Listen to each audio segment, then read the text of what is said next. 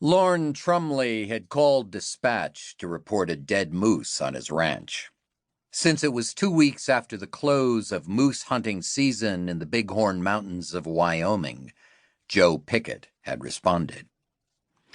He slowed down and then stopped his green Ford F-150 pickup in front of the closed barbed wire gate.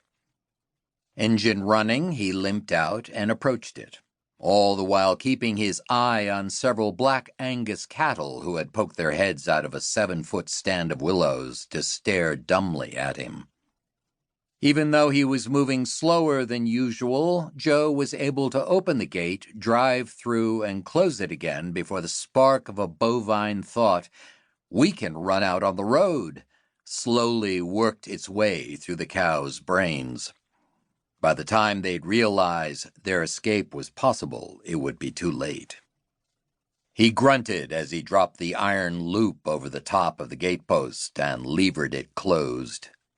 Most of the muscles in his body still hurt, and he had stitches in his back and thighs from an encounter with a wolverine. He wished old Lorne Trumley would replace the ancient wire gate and install a cattle guard at the entrance to his place. It was unlikely, though.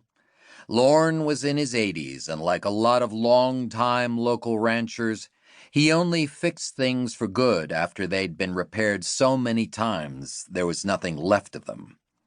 And the 3-strand gate still worked, sort of. Joe winced as he pulled himself back into the cab. His Labrador, Daisy, scooted toward him on the front seat and placed her heavy head on his lap as if offering sympathy for his infirmities. He patted Daisy's head and eased down the worn 2-track road that would take him to Lorne's home. "Thanks, old girl," he said to her. As he drove by, the cattle finally leaped to action and charged past him toward the closed gate. Yep, too late.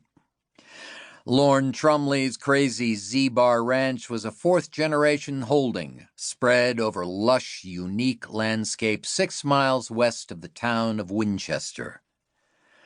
It was largely a glacial river bottom, and the north branch of the 12-Sleep River did a series of lazy S-curves through it, providing a version of a natural irrigation ditch. Trumley raised cattle and grew hay, and because of the river branch, there was plenty of water, which was a rarity in the valley. The water sustained thick, tall stands of willow and knotty brush that divided the ranch land as if by windrows.